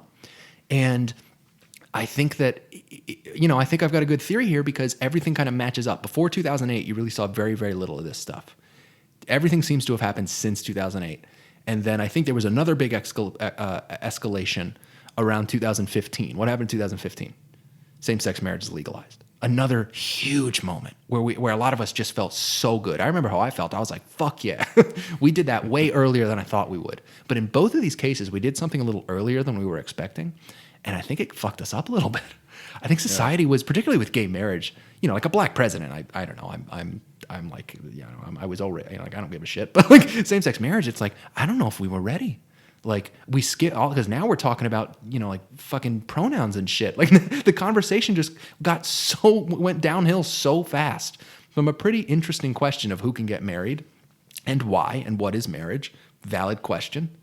And then we just kind of skipped that. We were like, yeah, everyone get married, fuck it. And then we just went to like, who is a man and who's a woman? And yeah. I mean, maybe to unite both of your answers, Scott and Jack, there does seem to be a spiritual hole in our modern society. And maybe the high from wokeness is just filling that hole for a large group of people who have maybe existentially nothing else to really hold on to. As you were telling your story about the election of Barack Obama, wow, that was a really important moment in your life. It was almost a non-event in my life. I was sitting there like at work watching the financial crisis go down, world economy collapsing. And I'm like, oh, some new dude's president. I don't have time for this. Like, there's all kinds of other shit going on. Yeah, it was. I mean, and again, I was just like, I was in even the fact that he was black, you didn't care. Like, I mean, it was. Yeah. like you said, it was such a surprise Yeah. that I wasn't even following it. Like, it was just, I'm like, I guess in that mind, I was like, at that point in my life, I was like, politics doesn't really matter. Like, we'll have somebody who's president and reasonably competent and, get a few things done, but hopefully just stay out of the way, so that the global economy. But so do you remember other people really caring about it though? Because for me, I was a teenager, so I was mostly just like playing Fallout 3 on Xbox, and like in the corner was Obama giving his inauguration speech, and I'm like, oh, cool. Yeah. But it was mostly I was looking at like my dad like crying, like what I mean? Like I was looking at like other people and saw that this was a huge, all the hope signs that were on everyone's lawns, Republicans' lawns, independents' lawns. Yeah, I mean, I think it certainly was. Maybe not for you, but for a lot of people. And I don't mean to diminish the accomplishment or the impact that had on people, or the high that it gave. But I think there was this background of kind of what was going on in the global economy at the time in terms of, it was radical collapse. And I think part of Obama's appeal was that because sort of the old way of doing things was collapsing, again represented by Hillary Clinton, the appeal of Barack Obama was much stronger because he was a candidate who centered his message around change. And part of me wonders if maybe the response to what happened then, and sort of the new kind of bipolar economy that's emerged since then, where you have Uber programmers and then Uber drivers, and creating a new class dynamics in the U.S. And I mean, you look at who are the people who are, say, the most drawn to the alt-right, and it's usually people who have potentially suffered the most from the new economic order. And you look at, say, this obsession with wokeness and the guilt created by it. Where's that coming from? That's coming from the winners of the new economy, in terms of people who are living in cities and college educated. I don't know. I think that when I look at the people who are mostly entrenched, like the most entrenched in the alt-right and in the woke circles. So I'm talking like on one hand, you got your blue-haired, facially pierced SJW, whatever. And on the other hand, you got your alt-right tiki torch guys. I see different motivations. And what I see is people who are both. So you said on one hand you've got sort of these losers in the new economy, and on the other hand you kind of got these winners. I see both losers, and I don't just see losers, and I'm mostly thinking about the men, and this is why that's relevant. I look at the men on both sides, and the people I see, they're these very unattractive men who don't know how to dress themselves either. They look ridiculous. It's pretty obvious why no woman wants to date them, and that's important. So I'm saying these are people. I'm sort of thinking mostly about the men. Well, also the women. Okay, so all of them. Let's not make it a gender thing, because in general, I could just say, on the alt-right and in the woke supremacy circles, I see people who are physically unattractive. They don't know how to put themselves together. They don't know how to look nice. They don't know how to look presentable in normal social situations. Or they just won't do it because they don't have any grounding in that world. And they also clearly don't have any idea how to ground themselves in a professional environment. You can just tell. But by the interactions they have with somebody like a Jordan Peterson or whatever, when they're screaming in his face, like, this person probably isn't very much fun to work with or to interview for a job. And what I see are people who have lost in the economic market. These are people where I'm like, okay, they're a barista at best. You know what I mean? Like, these people are not making $100,000 a year. Like these are people who are making close to minimum wage. They may live in their parents' basement or whatever. Like, they're not happy. And also they're losers in the sexual market, particularly the men, but also the women. The women I see as often being very unattractive. If they're, hardcore feminists or whatever, a lot of times they're physically unattractive and they might be upset about that. And the men, certainly, there's sort of certainly with the alt-right, but also with the woke supremacists, like the male feminists, there's kind of an incel bend. You'll notice that a lot of them, you can tell they probably haven't had a lot of sexual experiences. And sometimes they'll outright say it. The alt-right is a little more out there with like their inceldom, whereas it's a little more implied by perhaps the appearance and behavior of certain male woke supremacists. But I see both these groups at their most extreme, if you're at the center of all the concentric circles of woke supremacy and white supremacy. If you're at the very, very center, you're talking about groups that are losers on both the economic marketplace and the sexual marketplace.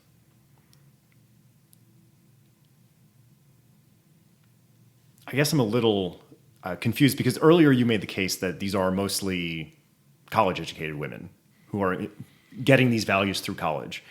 And college-educated women are some of the biggest economic winners. So I guess I'm a little confused by how you can claim, well, there's the losers on both sides, and I think I'm making the opposite case where it's the winners on one side feeling guilt about being winners, and then losers on the other side. And these are kind of the most radical elements emerging culturally in the culture war. So that's a good question about what I said, and I would actually point to the thing I said about concentric circles. It's a good point for me to clarify. I can see the contradiction. So at the very, very center, if there are concentric circles of the sphere of influence over people that woke supremacy has, you could say the same thing about white supremacy for the alt-right. At the very, very center of both is the smallest group and the smallest circle, but also the most extreme. These are your tiki torch bearers on the right, and these are your, I'm going to break the sound equipment at Jordan Peterson's rally on the left. Like I'm going to go in there with my blue hair and my piercings, and I'm going to smash it with a baseball bat and blow an air horn in his face. Those people are the losers. Those people are people that have gone so extreme that they are actually, whether they're on the left or the right, they are in both cases not considered socially acceptable. Like even CNN will say like, oh, look how funny these SJWs look, burning down UC Berkeley. Like they'll even cover that, like they are beyond what is socially acceptable, even in a world that has a bit of a left-wing media bias. In the concentric circle outside of that are people that are a little bit, and I'm going to talk exclusively about woke supremacy in this case on the left, are people that sort of prop up that ideology by making excuses for it, by saying things like, oh, Antifa are a little extreme, but they're punching Nazis, so it's no big deal. And they kind of have this ideology that, they still would say things like, oh, Ben Shapiro's a Nazi, but I'm not going to punch him in the face because I have a job and I don't want to get fired. So maybe I'm a college-educated woman who's a wedding planner. I have a normal life, but I still have pretty extreme views. But I don't go out beating people up. I don't go screaming in people's faces. Okay. But if you ask me about Ben Shapiro, he's a fucking Nazi. And they're in the next concentric circle. And then sort of the next one maybe is people in the media who don't say the most extreme things, but they still kind of prop up these ideologies. Somebody like Don Lemon saying that most terrorists in the United States are white men. We should really be afraid of white men. That's something he said at some point. Or Alexandria Ocasio-Cortez. They're sort of in the next concentric circle. You know what I mean? It's like larger and larger groups of people with less and less extreme views, but they're still taking part in something that I'm referring to as woke supremacy, or on the right, white supremacy. Although I don't know how much there are concentric circles of white supremacy, but but definitely of woke supremacy. It's not a circle that I've explored personally. Yeah, but, yeah, no, me neither. But I'm definitely very familiar with the woke stuff, having been a part of it to an extent, and having been probably, at some point, having been pretty close to that second circle myself. I wasn't in the first circle, but... Well, I think it's unavoidable to a certain extent just because of, I guess, how far wokeness has pushed into culture, whether it's through corporations or schools. Do we need to recruit more people into the culture war? Or should we try to forget about it? That's a great question. A resounding yes from me. Okay. It is, I do not think nearly enough people understand the impact of wokeness. I've been seeing some rhetoric lately from people, it was particularly Peter Boghossian and James Fields, the grievance studies guys.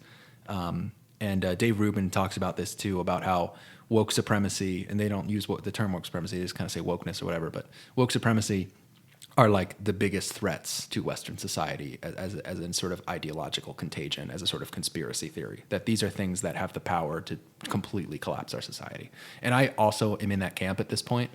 And I think that there are way too many people that you bring it up to them and they're like, yeah, those SJWs are a little crazy. I don't think they should blow air horns in Jordan Peterson's face, but they're not that big of a deal. Like it's fine. And then, you show them all the media bias, what happens to the Covington kids, what happens with Jussie Smollett. And they're like, these are isolated incidents. I think that it is crucial to bring, to awaken more people to the reality. But, but it's so hard to do. I think the thing that awakens most people to the reality of what wokeness is doing to them and to society, it's when wokeness finally hurts them directly. And so you have moments where it does, because somebody gets passed over for a promotion for being a white male, or just for getting a job to begin with, or they get falsely accused of sexual assault, or whatever, or they get told that like their opinion as a white male is invalid or whatever. Like they have this moment where finally it hits them, and that's the only way they're ever going to wake up. It's how I woke up. Something like that happened to me, and I was like, fuck. Shit. Like this shit it will get everyone. particularly men and particularly white men in particular. And I feel like that's sort of this natural process that's taking place. So yes, I think that more people need to wake up to the culture war over wokeness, woke supremacy, whatever you want to call it. But I don't know how possible it is to like recruit people if you want to do that. It's so hard. Like they just have to learn. Like it has to just affect them in a negative way. And it is. I'm meeting more and more guys who are saying like, yeah, in my dating life, in popular culture, in my video games, in my goddamn everything, this thing is popping up. This social justice nonsense is popping up everywhere. It's becoming so unavoidable, it's almost hurting itself because it's alerting more people to its presence. It's not being as stealthy as it should be. You know, if I wanted to subvert institutions with wokeness, I'd be a little more stealthy and subtle. So if it's like a culture, if our culture war is sort of, we're on this side, they're on that side, it's almost like we have to build up our defenses and wait it out to a point if they're kind of defeating themselves, right? It is unsustainable. Yeah, no, I really do think about how like this thing, I forget what exactly happens in the movie War of the Worlds, but it's like we don't actually beat the aliens in that movie. They just die because of a flaw in their own machines. That's right. It's like the oxygen gets in and they like can't breathe it and they just die. If you ever watch War of the Worlds, it's one of the most famous alien invasion movies. The humans lose. Like our military completely fails. And I do think sometimes I'm like, I don't know if the intellectual dark web or whatever, the sort of heterodox thinkers, the ideological resistance to wokeness, can actually win by fighting. But I do think that there are some promising signs that like wokeness can't stand on itself because it's divided against itself in that every white dude that's woke is eventually going to get falsely accused or he's going to get passed over for a promotion or he's going to, and it's going to, and by the way, also every black dude and every white woman, everyone who is not your perfect, like disabled black gay woman, like everyone who's not all those things, at some point it's going to hit them. Yeah. And when it does, people turn fast. That's a great example. I love that because you talked about the immune system. Yeah. And that is exactly what Jonathan Haidt and Greg Lukianoff talk about in Coddling of the American Mind, is that they don't maybe use the word immune system, but they're talking about how when you're in these safety circles or these safe spaces, you're not building up that emotional resonance system that you can actually, combat difficult ideas or difficult people or deal with hate speech or language because you've created this bubble in the safe space, and so your immune system is getting weaker and weaker and weaker. And it's exactly what you're talking about in War of the Worlds, where they just died off because they didn't have a healthy immune system to. But well, I'm going to go a little conspiracy theory here. Okay. I think that's the point, because weak people support dictators, right? The strong sovereign individual is like the classically liberal example, and you need a society of strong liberal individuals who come together to make a liberal society work. If you have lots of people who can't deal with their feelings, that's a recipe for dictatorship. And I was actually just listening to Eric Weinstein's, one of his recent podcasts. He was talking about the idea of preference falsification, where you don't necessarily even need to convince people of wokeness. You just need to convince them to think that everybody else is woke, and that they'll start being woke. Well, everyone that's not woke is bad. Yeah, and I think this is a tool that, he was giving the example of Stalinist Russia, or kind of these historical. I think it was in Iraq too, where if you make the cost sufficiently high for not being woke, you don't need a lot of woke people. You just need to make that cost really, really high, and then nobody's going to challenge you. And as soon as you don't have anybody challenging you, it's just the dominoes fall in line. So I think I'm cautious of saying, well, just put the walls up, build our own little ivory tower, and everything will be fine because it's totally inconsistent.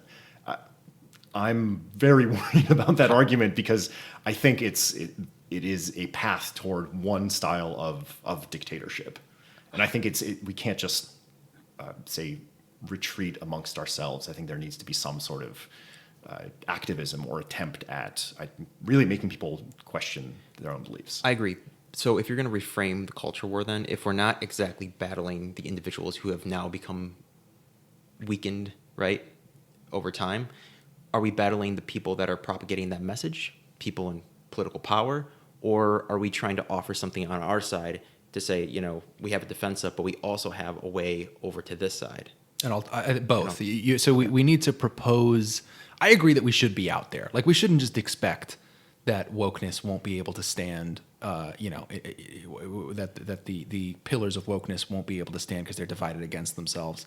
I think that there's enough really weak people that will get bitten by wokeness and just stay enslaved to it. Like a white guy who gets falsely accused of sexual assault and is like, well, I really should believe all women. There literally was a guy during the Brett Kavanaugh thing. He's some political commentator, and they were like, what should we do if you get accused of sexual assault? And he said, believe the woman.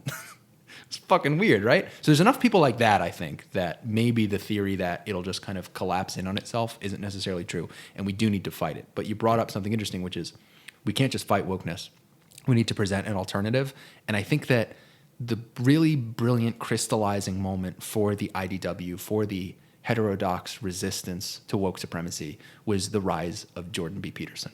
Because he presented an alternative that is not, this is crucial, Jordan Peterson presents an alternative to woke supremacy that is not conservatism. It is not traditional conservatism. That is not what it is. It has some connections to it, but it is something much deeper than traditional American political conservatism.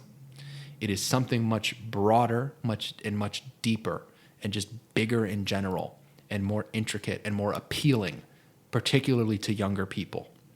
And that is, it's Peterson's whole ideology, which I couldn't even begin to describe. but at its core, it's just basic traditional Western values, which have given meaning to people's lives for generations and generations. And he articulates it so incredibly well. I know he comes up a lot on this podcast, but there's a reason for that. I truly believe that the IDW got its name around the time that he started to rise up, with good reason. I think the Kathy Newman interview is separated by Eric Weinstein's coining of the term intellectual dark web by a matter of like a couple weeks. It happened at about the same time. And I think that that's so perfect because Peterson changed the game so I'd say Dave Rubin, for me, is kind of the guy who originally started saying like, hey, what's going on with freedom of speech and due process and stuff. He was the guy who had, back in 2015 started his show saying like, hey, something weird is happening on the left with freedom of speech. Liberals aren't supporting freedom of speech anymore. But he didn't necessarily present an alternative other than, he was like, oh, well, classical liberalism, which I don't know. I feel like that's not super effective. Vague term. Yeah, it doesn't really mean much. Peterson came in, I think, and by the way, I give Dave Rubin a lot of credit for that. Just him bringing it up initially, huge deal. But Peterson, I think, came up with this alternative. Well, he didn't come up with this alternative, but he presented this alternative, and he articulated it so well and was quickly identified as the most dangerous man on the planet to woke supremacy. And holy shit, did they try to fucking take him down. And so I wonder, Jordan Peterson is very much a philosopher and not a politician. But if you look at, say, what's happened politically in the U.S. with the rise of national conservatism and sort of presenting an alternative to the, I'd say traditional, Christian conservatism that had dominated the right for so long. And now, it's people like Tucker Carlson and Peter Thiel and Mike Pompeo, and to a certain extent Trump, but it's kind of hard to believe that he believes anything. But there is a very solid alternative to conservatism that is crystallizing and becoming institutionalized in the U.S. And so Peterson presents potentially a philosophical alternative, but there's no mechanism for making that happen. And if national conservatism, for example, comes to dominate the discourse and the policy in the U.S., kind of is there space for 2 or 3, say, conservative parties in the U.S. and potentially 2 or 3 left-leaning parties? And then is that potentially a solution to the culture war, where it's not 2 monoliths fighting against each other? It's broader coalitions that are forced to rely on each other and forced to interact with each other. I do think that I want the whole American political system to go from a 2-party system to either a multi-party system or a no-party system. The worst number is 2. 2 creates a 1 versus 1, good or bad, binary way of looking at philosophy and politics and governance. And it creates a team sport, inevitably, because team sports are almost always 1-on-1. One team versus another team. Good home versus team versus evil. away team. Yeah, exactly. And I think it becomes a lot more complex, and it's easier for people to accept the nuance of governance and politics if there's multiple parties, and certainly if there's no parties. I think, I don't know, I guess having no parties kind of isn't really feasible. It's probably not tenable. So I not guess in a the much more, Republican yeah, context. the much more likely scenario is to have multiple parties. And I think I've proposed this to you both before. It was something like you have the socialist Democrats, you have the liberal Democrats, then you have the conservative party, and then you have the libertarian party. And there's like 4 parties instead of 2 now. And then maybe you have like a new center coalition, which is another term I've used for people that don't want to, basically independents who want to affiliate based off of their independence from the other groups, which I actually think is an important group. It's kind of the group that I would probably associate with, given the choice between those 5. And so you have those 5 groups. I think that could really, really help with the division, and it would just help people be more nuanced in their ways of thinking, because now they have 5 groups to look at. By nature of not having a one-on-one process, they go, oh, there's other ways of looking at the world. And I think they also would think, it's easy to think, again, good versus evil. If there's 2 sides, it's very easy to go, one is all good, one is all bad. If there's 5 or 4 or even 3, you're probably, I'll put it this way, say there's just 3.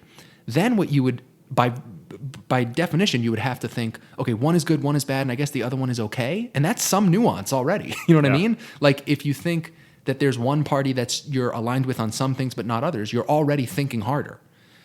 And certainly if there's 4 or 5 parties and you're like, oh, okay, so this one's bad, this one's good, this one's okay, this one's kind of good and better than, again, the thinking is more complex. Necessarily, yeah. Yeah. So I think that a multi-party system, we would really benefit from that. But there is also this element of we're going to have to deal with these problems someday. Or maybe for a long time, we've had to deal with these problems someday. And then someday is now, in terms of how do we kind of get over just these, I don't know, maybe instinctive or biologically programmed in-group, out-group dynamics. And I think the answer, if there How do we is get one, to our Star Trek utopia? I think the answer, if there is one, is by, committing to the ideas of open discourse and freedom of speech. And the fact that those are under attack is what's so scary. Because it's like, that's the tool that we have. Yeah. It's the crux of our society. And things like due process as well. It's just sticking by those principles, basically doing what we were doing. Look at how much fucking progress we made. Like I said, we went from slavery to a black president in 150 years. Yes, seems like a long time.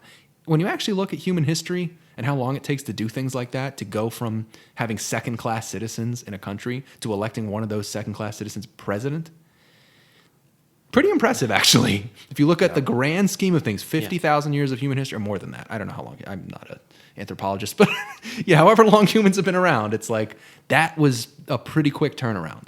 We went from slavery to Jim Crow to Obama being elected in these kind of 50, 60-year chunks. It doesn't mean that slavery and Jim Crow weren't terrible, but if you actually look at it in context historically, we very quickly corrected ourselves and made ourselves a truly egalitarian nation. And there is very little, as you mentioned before, gratitude for that. Instead, everyone always just talks about how we're still racist, sexist, and terrible, and there's very little evidence of that. It's maybe even to piggyback on that, when all these people, in the name of quote unquote justice, try to oppress free speech and end due process, it's almost these institutions exist for oppressed people, right? Because do you really think? It's almost infuriating to explain to somebody, because the whole idea of being able to critique the powers that be without being thrown in jail.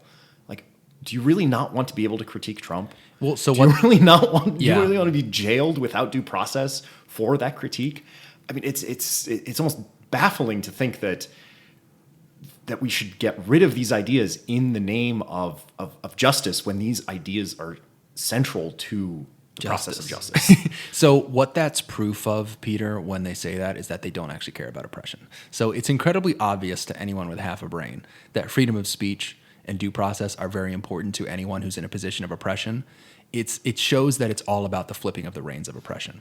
They know that if they can use censorious, authoritarian, anti-free speech principles and anti-due process principles against groups that they want to oppress, and then maybe pay lip service to it of like, oh, I'm for freedom of speech, but if you say something racist, you should get fired from your job, like just kind of hedge their bets a little. They can act like they're for the principle and still, use being against that principle in reality as a cudgel against groups that they do want to oppress.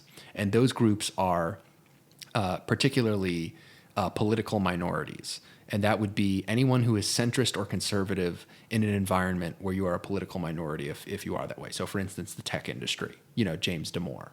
His due process certainly wasn't respected in terms of how Google handled his termination. He was fired within like 48 hours of, taking part in a conversation that he was asked to take part in. His freedom of speech certainly wasn't respected because they don't give a shit about those things. Well, but they don't actually. They're happy to oppress him. But they don't exist in a corporation, right? You don't. I don't. As an employee, I don't have freedom of speech. Yeah, I can be fired for something that I say. I just can't be jailed. So freedom of speech and due process, they are legal concepts in one context, and they are also moral concepts. They are supposed to be. People make this mistake often.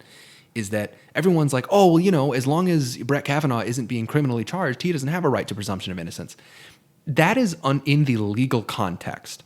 But our laws are derived from our morality. They're supposed to come from moral principles that we instill in all of our institutions, both official and legal in nature, and also de facto and social in nature. So, for instance, Kyle Kashuv getting denied admittance to Harvard University over a private comment he made, which was racially insensitive to say the least, when he was 16. Privately, very important, did not say anything publicly, just hanging out with his friends, said something kind of racist. Very racist. Him having his admittance to Harvard rescinded over that was not a violation of his legal right to freedom of speech, his First Amendment rights. It was a violation of his moral rights, of just the moral concept that, well, and also just the idea of forgiveness. So then what should be the mechanism then? That leads me into a question I want to ask. So there's something more contemporaneous than what happened to Kyle Kashuv, which is something that, had we been recording at the time, I really would have wanted to talk about, but it's a little bit far back. So at this point, I'm going to transition to something a little closer, which was a comedian named Shane Gillis, I believe. I'm not familiar with his work, but I do know that he was selected after auditioning for Saturday Night Live to be one of, I think, 4 new cast members, and this happened just a few days ago. And after he was selected to become a new cast member on SNL, which is often, if you're a stand-up comedian or an improv comedian, it's like the greatest day of your life. Like that's it. That's like winning the Super Bowl, is getting to be on SNL. The day that this is announced, people go looking at his Twitter and his YouTube videos to try and find something that they can cancel him over. And I think they found him saying racially insensitive things about Asian people. And I think he may have said some things about Andrew Yang. I think he used the word chink, like just being... I don't know the exact context, so I don't want to say racist, but let's say racially insensitive to say the least, because I don't know the exact context. I should have looked it up, but I don't know exactly what he said. But in any case, whatever it was that he said, they were jokes. I know that. They were jokes. I do know the context generally was he was on a podcast telling jokes. He was not giving a stump speech. So he's on a podcast telling jokes, says some racially insensitive things as a joke. And now, of course, the cancel mob has come after Shane Gillis, and they want him to be ejected from the cast of Saturday Night Live before it even airs. And it just got me thinking about these things in general with cancel culture. And I'm just thinking to myself, well, because also one of the most interesting things is Andrew Yang himself, who was the target of some of these jokes, said, I don't think this guy should lose his job. Yeah, maybe the things he said were a little insensitive, but I think people should be forgiving and understand that he's a comedian and he tells jokes. And I'm happy to, talk with him about it or whatever. And some of them suck. Yeah, It can just be a bad joke. And the guy actually, by the way, released a statement saying, yeah, sometimes I tell bad jokes. Those jokes weren't very good. Sorry. He said, I've been doing comedy for 10 years. Sometimes I miss. He released a statement saying just that. It's not like he's the most proud of those jokes. They weren't in a comedy special. They weren't on a podcast. It was just off, he was just riffing. So the thing that I'm wondering about is Andrew Yang's response to all of this was so refreshing in that he did not become immediately vindictive, much in the way that Dan Crenshaw didn't with his situation with Pete Davidson last year. The fact that he didn't become vindictive and he just said yeah, maybe this stuff was kind of mean, but why are we going to get this guy fired over it? It's such an innocent and kind-hearted. It's uncharacteristically of a presidential candidate who usually would be like, oh, this is my chance to get in the news. Oh, this guy's got to get fired. This is an outrage. I can't believe I'm being targeted like this, right? They would immediately be like, I'm being targeted. I'm a victim. Vote for me. Andrew Yang had such an uncharacteristic response for a presidential candidate of just like, yeah, no, it's fine.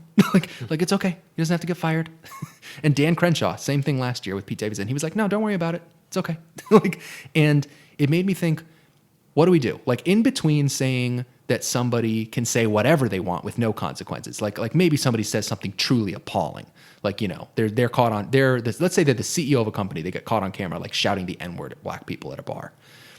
Or on the other hand, you have a comedian telling jokes. It's like, how do we adjudicate the punishment, the social punishment? Because there is no legal punishment, obviously, but the social sanction of words that are broadly seen as offensive, either by pretty much all of society or by large swaths of society. What do we do? Like, how much of cancel culture is, like, how much do we need to cancel some people and maybe not others, or maybe no one, or maybe everyone? The way it's operating right now is when you say the word cancel, what we're thinking about in our culture is the streaming service, right? So there's this kind of commodification of people.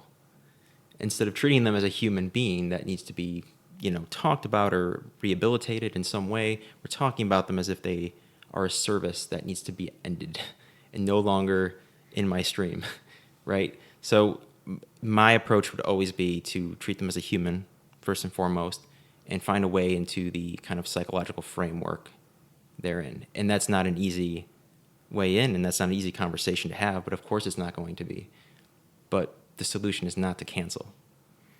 Yeah, I think the argument that I've heard, I guess, for cancel culture from a number of people, and this has come from sort of independent sources, some of which I would say are even very centrist, is that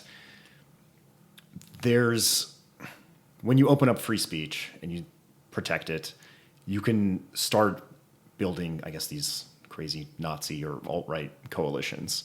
And that because they're free to speak, they can become really strong sources of power, which can then be used for oppression. So when you have, say, a racially insensitive joke by a comedian on SNL, well, you can't have that, because then that meme can be brought into the alt-right and used to actually fuel like legitimate oppression. So there is this idea of, at some point, what do we no longer tolerate as a society? And you can say, oh, well, I'm really pro-tolerance, but are you so tolerant that you're tolerant of intolerance? And if people are really, really intolerant of something, are we obligated to tolerate them? And I think this gets back to both, say, the attitude of people not wanting to provide fuel for the alt-right or for Nazis, but also for what we're talking about in terms of woke supremacy, where woke supremacy is highly intolerant. And I think none of us want to tolerate that intolerance kind of on either set of extremes. And I think that's an idea that is pretty central to liberalism, just in general, in that, pretty open to stuff until you contradict the value system. Yeah, I think, Peter, that you might kind of be, in your description, conflating two things that are really, really, really close to being the same, but are not quite the same. And that's deplatforming and cancel culture. So I feel like you kind of talked about something that I would describe as deplatforming, which is looking at someone and saying their ideas, what they are saying, are dangerous, and so we need to censor them and eliminate them. It's kind of like cancel culture. But I think cancel culture is more, when I think of somebody like Shane Gillis, I don't know if people are really making the argument that his comments are dangerous. I think that it's just more so that like they're just appalling, and that he's a bad person. You know what I mean? He's not a dangerous person. So I think with deplatforming, there's this idea of danger, of if the idea spreads. This is kind of what you were describing, I think. Fire in a crowded theater. Right. It's that if the idea spreads, we need to stop its spread by deplatforming. So that's what they did to Milo Yiannopoulos, was he has dangerous ideas, we need to deplatform him. They did the same thing to Gavin McInnes, Alex Jones, whoever. Although Alex Jones was actually maybe a little bit of a case of cancel culture. I'll take that back. But whereas cancel culture, I think, is just saying the idea isn't necessarily dangerous. Maybe it's just a joke. Maybe we even acknowledge that it's just a joke. But it's bad, it's mean, it's punching down, they always say. And that means that we need to cancel this person, because if we don't cancel them, then we are effectively sanctioning what they said or rewarding it. In the case of Shane Gillis, I think people are saying, why should this guy who said these terrible racist things be allowed to be a cast member on SNL, which is such a privilege in the world of pop culture? You look at somebody like Kevin Hart. It was, why should he have the opportunity to host the Oscars if he said such horrible homophobic things? Let's cancel him. So I think it's a little bit different from deplatforming in that there's not as much of a focus on the danger of the ideas because they are apolitical. I think a political idea, you get deplatformed because you're dangerous. I think an apolitical idea, like a joke, typically, which people understand to be apolitical most of the time. In that case, they go more for the canceling of saying like, and I thought it was very interesting what Jack said about the use of the term cancel. It's so close to just saying kill them. It's like, when you think about saying, like Shane Gillis is canceled, it's like saying Shane Gillis is dead. We want him to cease to exist. Like, you know what I mean? Because that's when, when a TV show is canceled, it's gone. When you think of the word cancel, you think of a TV show or an event. And when it's canceled, it's not postponed. They don't say postpone this person, like let's rehabilitate them and let them try again later. The word is canceled. Yeah. And when you cancel a show, it's fucking dead. So it really is this nasty way of thinking, I think. It's where they're even just worse than that, actually, because you can find older seasons on Netflix, but with a person, it's like I don't want to see any of that person. Right, ever. right. No, they say, and that's what, so with Louis C.K., that's a great point because they actually started taking his old comedy specials from before the allegations even came out off of Netflix. They were saying like this person needs to be wiped off the face of the fucking earth. Like everything but literally executed. They're like everything. They're like everything that we can do to this person that is bad, that is not illegal, like everything we can seize from them, every asset, every ounce of reputation, every family member we can get to, every friend we can alienate from them, cancel them. Every aspect of their career that we can just destroy. Every aspect of their life that we can destroy, their family, their friends, their career, fucking destroy it. That is what canceling actually means. It's a cute word. Hashtag Dave Chappelle is canceled is a cute way of saying, I want to fucking ruin this human being because he said things I didn't like. So, but anyway, I just think it's, Okay. So I see the distinction that you were making now. There's the political arena. There's like actually, what does it take for a society to be stable? And then there's this other arena, which is just about kind of how do we negotiate a set of norms amongst each other, moralizing rather than like the legal words of what is like. Sometimes people say things that are so appalling that people are like, oh, we need to cancel them because they said something truly terrible. So I think, from my perspective, it seems like it's attempting to create just a culture of fear, and that fear will keep the systems in line, right? That it doesn't really like who feels better about themselves. Like, how is the world improved by canceling somebody who made a joke that then he later regret? Like what is accomplished here? Like, it doesn't actually serve any like utilitarian purpose besides saying we got him, and if anybody else tries to do this same shit, we're going to cancel you too, right? Yeah, well, I guess that would be if I'm going to play devil's advocate, I would say, I bet you the argument would sort of be like, we're going to discourage other people from making these types of racist or sexist statements, whatever they might be, by sort of making an example of this person. Although immediately that kind of points to the whole idea of creating a culture of fear. Yeah. Right? Yeah. But so it's sort of just two ways of framing the same idea, right? Of the negative context and the positive context. On one hand, it's like, oh, it's a deterrent. On the other hand it's a deterrent, but it's, the people hanging from the gallows on the way into town because of wrong speak. And it's like, want to end up like, and there's a sign saying, obey our fucking speech laws on the corpses hanging from the gallows. And, I mean, I think we do need to have some process for creating and enforcing norms.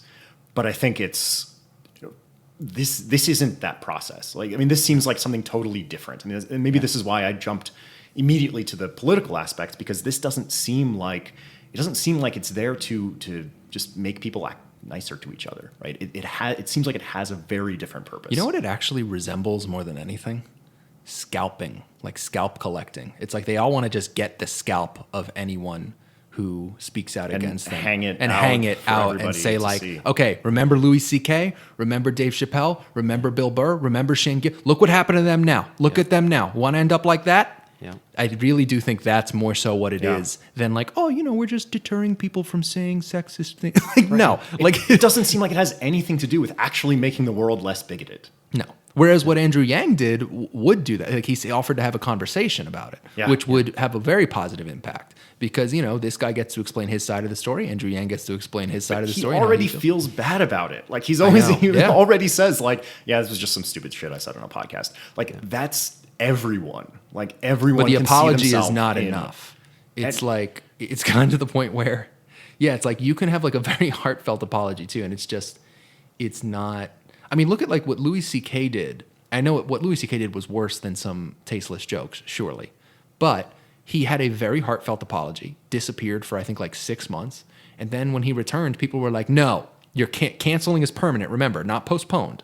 Louis C.K. was like, okay, I'm going to postpone myself. Louis C.K. was like, I'm going to go to jail and I'll get out of jail later, right? It was like, he's like, I did something pretty bad. I'm going to go away for a while and I'll come back later.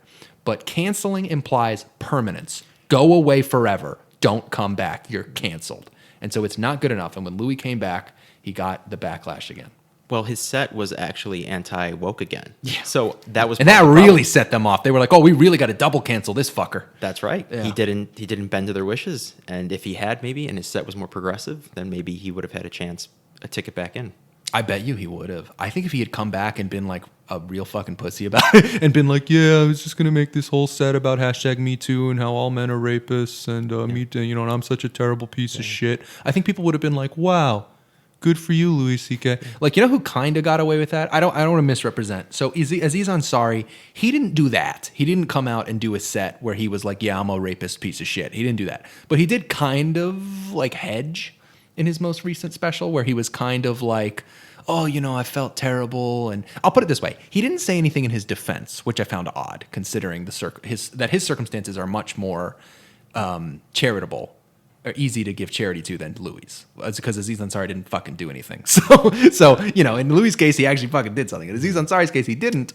And in his new comedy special, he didn't take any time to defend himself. And I think that that's why he was allowed to become sort of uncanceled to a degree. And although there were still people saying like, no, Aziz Ansari needs to stay away forever. But I think that, yeah, they sort of succeed in getting what they can out of people in that they can get some people to come back and do a total mea culpa. And they can get some people to do what Aziz Ansari did and not point out the obvious, which is that the allegations against him were fucking nonsense. And with Louis, they got zero compliance. And they were so pissed. And I really hope he just comes out and fucking does a triple hat trick.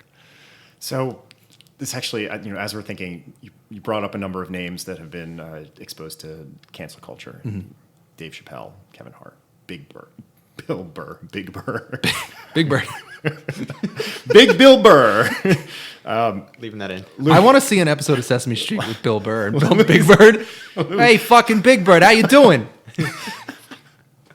That would be great. I'd watch that. Oh, God. Next comedy special. It started here. These are all men, right? They're men of various ethnicities. In the case of Milo Yiannopoulos, sexuality. Has this happened to women?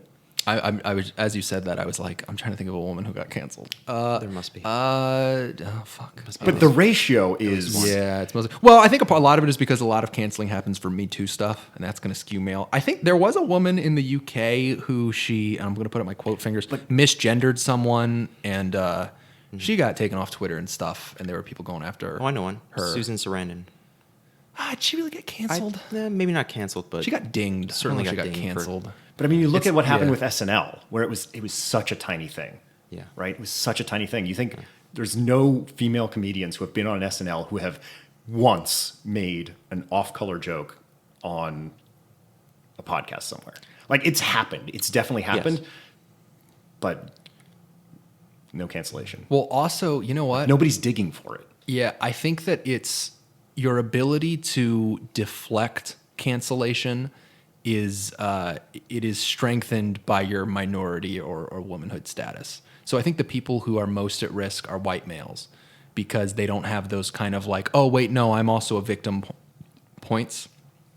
Whereas Aziz Ansari, I think, got a little bit of points for being, Indian American or whatever, and for not doing anything.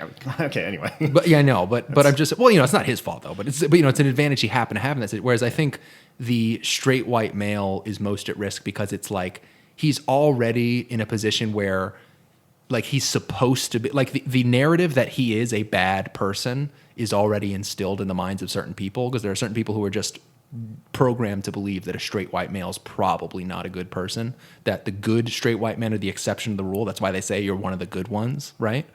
So I think that with somebody like Louis C.K., he was a perfect target because he's this like schlubby straight white male. Actually, you know who the perfect target was Harvey Weinstein, but he's a fucking piece of shit. So in his case, there's enough to work with that I won't complain. But just because he looks even more like a rapist than Louis. But Louis kind of looks like a rapist is my point. and he jokes about being a total right, freak and he too. also he jokes about those kind of subjects and like jerking off a lot and all that. So I think that he was such a prime target in that. Whereas if you contrasted him with somebody like Dave Chappelle's black. And I honestly do think that if Dave Chappelle were white, he may have been canceled by now. I think that Dave Chappelle Sticks and Stones, really funny special, does that bit where he does like he does a really fucking exaggerated comedy impression of a Chinese guy. He does the full like, oh, this is how I feel. He does that fucking thing. Yeah. And it's really fucking funny. It's like the funniest part of the whole special. And he's simultaneously doing a racist impression of a Chinese guy, and he's making fun of trans people at the same time. Yeah. And he got away with that, I think, because he's black. I think that he has enough of that sheen on him, because not only is he black, he's very important to the black community as like, I think the only person that rivals him in terms of influential 21st century black comedians is Kevin Hart. Yeah. Like Dave Chappelle, and I would say Dave Chappelle is more influential overall. Oh, yeah. I think that Dave Chappelle is first of all, he's one of the top 5 probably top 3 most influential comedians, period, of the 21st century. He's up there with Louis, of all people. But he also is probably the most influential black comedian of the 21st century. So he has this sheen on him of like, really? You're going to try to fucking cancel one of the most important black people in the world? It's like trying to cancel Barack Obama. It's like, which, who knows? But, I think that was a big factor with what helped Dave Chappelle. I don't know, but you know what? There's a counter argument in that Bill Burr, he's white. Yeah. He has a black wife though. Maybe that helped. Maybe that's part of it. No, I think, you know what I think it is with Bill Burr? So here's a new thesis. It's that their audience is comprised of the right people. So Louis C.K. was like a strong left-winger, and he endeared a very left-wing following, and so did a lot of these other people, like that guy I mentioned before, Andy Signor, Pro Jared, like a lot of people, they sort of have developed this very left-wing, social justice-oriented following. So when the hammer comes down on them, no one's going to defend them. They're going to believe all women. But say you're Bill Burr, his audience is people who like edgy comedy, and they don't give a fuck. And Louis C.K., I feel like it was kind of split, because he's probably going to come back at some point, because I feel like his audience was split between like kind of not particularly hard-thinking, just generic left-wing people who liked his comedy a little bit because he was left-wing, and then people who just like edgy comedy. Yeah. And so I think that's why Louis kind of exists in this cancel purgatory, where he's kind of getting uncanceled and canceled and uncanceled and canceled, because there's half of Louis' audience that really wants him back and half that doesn't. I didn't think about that. With other people, it's kind of all or nothing, yeah. And that's why I feel this, if people ask me today, like, what should I do if I want to try and become a comedian or a commentator or anything, and I want to build an audience and I don't want it to just disappear one day? I would say gain the right kind of fan base. I would say, like, try to endear yourself to the right kind of people. So another good example actually was Ben Shapiro. He's had a few scandals, over the past few years with his show, where he says something kind of dumb on his show, or he has that really bad interview with that British guy, and he didn't get canceled. You know why? Because his audience stuck with him. Tucker Carlson, same thing. Tucker Carlson, they went after Tucker, right? Media Matters was like, we are concentrating a full frontal assault on Tucker Carlson. We are going to cancel him. It was a clearly concentrated canceling effort. And Tucker Carlson was like, bitch, my audience does not give a fuck. Like, Tucker Carlson went on his show and was like, are you fucking serious? Do you know who I am? I am the primetime anchor on fucking Fox News. You think they give a shit? He went on there and was like, I'm not apologizing for anything. And it worked, because his audience was the kind of audience that would stick with him. So I think that's a factor that you could see. Someone like Aziz Ansari, He barely did anything, right? But his audience is very left wing because that was the kind of comedy he did. So I think he got the kind of audience that was going to cancel him, even though he barely did anything. He didn't do anything. So it's sort of like if SNL were to fire Shane Gillis tonight from the cast, does that mean SNL canceled Shane Gillis, or does that mean the Twitterati canceled him by convincing SNL to fire him? I would say SNL, because they have the ultimate decision on that. Even though they're influenced, but they have to make a stand if they're going to say this isn't our contract. Yeah, so you could actually say, I guess it's an interesting point. We've an interesting chord we've struck, which is that the mob can't cancel anyone. They don't have the power. What they do is they convince other people to do the canceling. Right. So because we can boycott, right? We can boycott Right. Louis C.K., not go to a show, but millions of people still would. Right. But we can bully how do you, clubs into not letting him. Right. How do you have organizations, institutions who have actual power to ruin his life? How do you convince them to take action? Well, so Or cancel intimidate culture is like, you know what it is? It's a metastasization. It's an evolution of the heckler's veto. The heckler's veto was just yelling really loudly to the point where a university says, okay, we can't provide security to this event. It's canceled. Right. Yeah. And then they discovered, and then a light bulb went off above the heads of every social justice warrior in America, like, oh my God, we can cancel people by being really fucking loud and annoying. And you know what it is? It's the socio-political equivalent to a child throwing a tantrum until they get what they want. It's behaving so badly. It's not behaving well so that you get a reward. It's behaving so badly and taking advantage of the fact that you can't be punished because the ruling authority, whether it's your parents, a university, or SNL, can't punish you. It's taking advantage of that and behaving so badly that they have no choice but to give you what you want. It's a tantrum. And these tantrums are often successful, Because again, the child can't get the candy himself, right? He can't reach it or whatever. He can't buy it. Right. He doesn't have any money. But he can annoy the fuck out of his mom until she buys it. Exactly. Just like the Twitterati, they can't cancel Louis C.K. He individually is way more powerful than any one of them. Right. Or them at all. But you know who's more powerful than Louis C.K.? His agent, his talent agency, his creative partners, HBO, Netflix. So what woke supremacists are doing is they're not really targeting the individuals. They're targeting that individual's puppet masters. And so there's a number of different solutions. It's to have an audience that isn't going to attempt to cancel you, or to have partners who would never give in to canceling you, or to just not have any puppet masters, which is, I think, what the IDW has presented to a certain extent with somebody like Dave Rubin, who is like completely fan-funded. Recently, he signed on with The Blaze, but they're probably never going to cancel him. I highly doubt Glenn Beck is going to be like, yeah, I'm canceling Dave Rubin. Yeah. So, somebody like Dave Rubin, who generally is completely fan-funded, or Jordan Peterson, it's like they can't be canceled. Yeah, that is actually a big point that I think maybe it was Eric Weinstein made, in terms of a lot of these people are self-funded or independently wealthy. And because there is no puppet master, there's no way to get to them. There's no way to influence them kind of beyond what their own personal search for truth. And it seems like, woke supremacy has been very, very effective at pulling those strings and finding the weak points for people to make sure they stay in compliance and create a culture of fear so that others don't kind of go outside the shrinking Overton window. And that's part of the culture where what we're offering is that support base that you were talking about, Scott, that these comedians that survive actually have something core to their base that keeps them afloat. And what we would do then is we would offer that to individuals who maybe don't have that or less of that support, and be like, hey, we can like kind of buoy you here on this side and keep you afloat for a while until you can kind of reorganize your life or get your message out to a wider audience.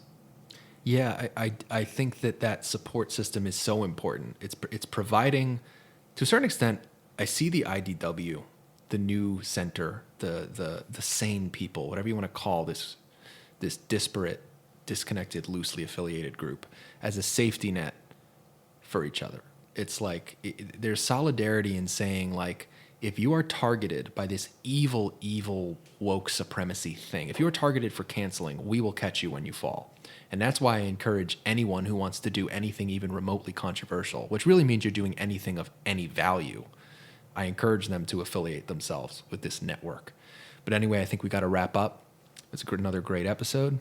It's good talking with you both, and it was great talking with our listeners. We're really, really proud of the fact that we've been getting a decent amount of attention from our first few episodes, and we really, really love all you subscribers out there. We appreciate you subscribing. If you're a new listener, please consider subscribing. Please like the video. Please comment on it. Let us know what you thought. Let us know what you'd like to hear us discuss in future episodes. This is Going Dark, an intellectual dark web podcast. We'll see you next time.